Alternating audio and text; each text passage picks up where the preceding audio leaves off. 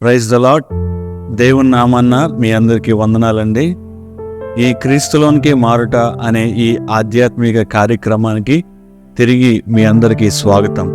బాగున్నారా? దేవుని కృపను బట్టి మేము మా కుటుంబం అంతా బాగున్నాము. ఈ క్రీస్తులోని మారుట అనే ఈ ఆధ్యాత్మిక కార్యక్రమం మొదలుపెట్టిన నాటి నుండి మీరు ఆధ్యాత్మికంగా బలపడుతున్నారని, ముఖ్యంగా నేను దేవునిలో ఎంతో బలపడుతూ ఆయన యొక్క గుణాతిశయాలను తెలుసుకుంటూ పూర్తిగా ఆయన రూపంలోనికి మారడానికి ఆయన పరిశుద్ధాత్మగా నాకు సహాయం చేస్తూ వస్తున్నాడు. నేను బలంగా నమ్ముతున్నాను, నాకు సహాయం చేస్తున్న పరిశుద్ధాత్మ దేవుడే మీకును సహాయం చేస్తూ ఒక్కొక్క మెట్టు ఎక్కుతూ క్రీస్తు రూపంలోనికి పూర్తిగా మారిపోయి మనమందరం ఆయనను మహిమపరిచేవారిగా, ఈ లోకానికి మాదిరికరంగా జీవించేవారిలాగా మనల్ని ఆయన మారుస్తున్నాడని నేను నమ్ముతున్నాను. గత 5 ఎపిసోడ్లుగా మనం ఆయన యొక్క లక్షణాలు ఏంటో తెలుసుకుంటున్నాము.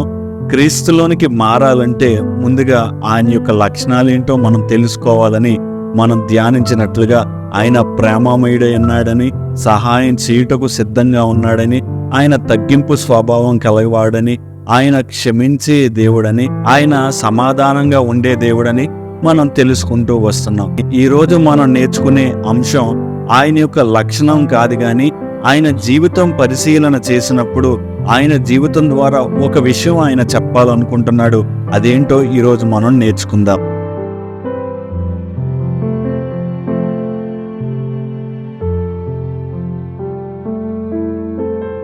మత్తయి సువార్త 4వ అధ్యాయం మనం పరీక్షించినప్పుడు ఆయన బాప్తీసమిచ్చి యోహాను చేత బాప్తీసం పొందుకున్న తర్వాత, ఆయన 40 రోజులు ఉపవాసం చేసిన తర్వాత, ఆయన అపవాది చేత శోధింపబడుటకై ఆత్మ వలన అరణ్యమునకు కొనుపోబడెను అని ఈ మత్తయి సువార్త 4వ అధ్యాయంలో మనకి కనబడుతుంది. మనం ఈ విషయాన్ని గమనించినప్పుడు ఈ అపవాది దేవునిని 3 విషయాల్లో పరీక్షించింది. ఈ 3 విషయాలు ఏమి సీదాగా మనకి కనబడతాయి, కానీ దాన్ని ఆధ్యాత్మికంగా మనం అర్థం చేసుకోగలిగితే ఆ టెంప్టేషన్స్ బట్టి దేవుడు ఈరోజు కూడా మనకు ఒక విషయాన్ని నేర్పాలనుకుంటున్నాడు. ఆయన ఎదుర్కొన్న ఈ 3 పరీక్షలు మనం చూడగలిగితే ఆయన జీవితాన్ని బట్టి క్రీస్తు రూపంలో మారడానికి ఇవి కూడా మనకి తోడ్పడతాయి. క్రీస్తు రూపంలోనికి మారాలి అని అనుకున్న ప్రతి ఒక్కరూ ముఖ్యంగా ఎదుర్కొనే సమస్య ఏంటంటే అది అపవాది చేత పరీక్షింపబడడం లేదా అపవాది చేత శోధింపబడడం. ఇక్కడ సాక్షాత్తు యేసుక్రీస్తు ప్రభువు వారే ఆయన ఉపవాసం ద్వారా తండ్రికి మరింత దగ్గర అవుతున్న సమయాల్లో ఇక్కడ అపవాది ఆయనను శోధించడానికి సిద్ధమైంది. మన జీవితంలో కూడా క్రీస్తు రూపంలోనికి మారాలి అని మనం ఎప్పుడైతే అనుకుంటామో అప్పుడే మనకు శోధనలు ఎదురవుతాయి, అప్పుడే మనకు పరీక్షలు ఎదురవుతాయి. ఇక్కడ యేసు ప్రభుల వారికి కూడా అదే పరీక్షలు ఎదురయ్యాయి.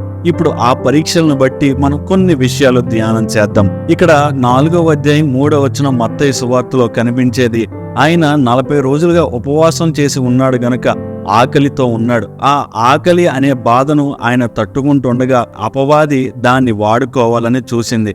అపవాది వచ్చి ఈ కనిపించే రాళ్ళను రొట్టిగా చేసుకొని తినవచ్చు కదా అని అన్న సమయాల్లో ఇక్కడ యేసుక్రీస్తుల వారి జవాబు మనకి ఆశ్చర్యాన్ని గురి చేస్తుంది. ఆయన వాక్యాన్ని చూపిస్తూ మనుషుడు ఆహారం తినటం వలన కాదు గాని దేవుని నోట నుండి వచ్చు ప్రతి మాట వల్ల బ్రతుకును అని చెప్పడం మనం చూస్తున్నాము. ఇక్కడ యేసుక్రీస్తు వారికి ఎదురైన మొట్టమొదటి శోధన ఏంటంటే ఆయన యొక్క ఫిజికల్ నీడ్, అంటే శారీరకంగా ఆయన మొదట పరీక్షింపబడ్డాడు. ఈ శారీరకంగా ఆయన మొదట పరీక్షింపబడ్డప్పుడు ఆయన వాక్యాన్ని చేతపట్టుకుని వాక్యాన్ని ద్వారా ఆయన ఎదిరించగలిగాడు. బైబిల్లో ఒక ఉదాహరణ చూడగలం. యోసేపు స్త్రీ చేత పరీక్షింపబడ్డ సమయాల్లో యోసేపు కూడా తన శరీరాన్ని దేవునికి అప్పగించి ఆ పాపానికి దూరంగా ఉన్నాడు. ఇక్కడ యేసుక్రీస్తు ప్రభుల వారు కూడా ఆయనకు ఎదురయ్యే శారీరక పరీక్షను బట్టి ఆయన వాక్యంతోనే సమాధానం చెప్పాడు. దేవుని నోట నుండి వచ్చు ప్రతి మాట వలన బ్రతుకును గాని ఆహారం వలన కాదు అని అపవాదికి ఆయన సమాధానం చెప్పడం జరిగింది. రెండవదిగా 4వ అధ్యాయం 6వ వచనంలో మనం చూడగలిగితే ఆయన్ను ఎత్తైన కొండపైకి తీసుకువెళ్ళి ఇక్కడి నుంచి దూకే నీ దేవదూతలు వచ్చి నిన్ను కాపాడుతాయి కదా అన్న సమయాల్లో ఆయన మరలా వాక్యంతోనే సమాధానం చెప్తాడు. 4వ అధ్యాయం 7వ వచనంలో నీవు మరి ఒక చోట నన్ను శోధింపవలసి ఉన్నదని మరొకసారి అపవాదికి గుర్తు చేస్తాడు. అంటే ఇక్కడ ఆయనకు ఎదురయ్యే శోధనను బట్టి కూడా వాక్యంతోనే సమాధానం చెప్తున్నాడు. మనం చాలాసార్లు గాల్లో దీపం పెట్టి దేవుడా దేవుడా అని అడిగితే ఆయన కూడా ఏం చేయలేడు. నీవు చేయగలిగింది చేసి అప్పుడు నీ యొక్క విశ్వాసాన్ని పరీక్షించబడినప్పుడు ఆయన నీ విశ్వాసాన్ని బట్టి ఆయన నీ ఎడల కార్యాన్ని చేయడానికి సిద్ధంగా ఉంటాడు. నిజమైన విశ్వాసం ఆయనను పరీక్షించకుండానే నమ్ముతుందంట. నీవు నమ్మగలుగుతున్నావా? నీ రోజువారీ జీవితంలో ఆయనని నీవు పరీక్షించాలని చూస్తున్నావేమో. నీవు పరీక్షించాలనుకున్నది నీ జీవితాన్ని పరీక్షించుకో వాక్యాన్ని బట్టి.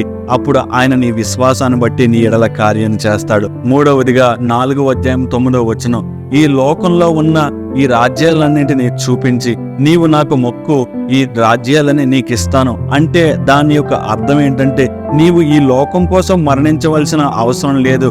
నీవు నాకు మొక్కు అనగా దేవుడు మరలా వాక్యంతోనే సమాధానం చెప్పి ప్రభువైన దేవునికి నీవు మొక్కి ఆయనను మాత్రమే సేవింపవలను. యేసు ప్రభుల వారికి తెలుసు సైతానికి ఎటువంటి అధికారము లేదు.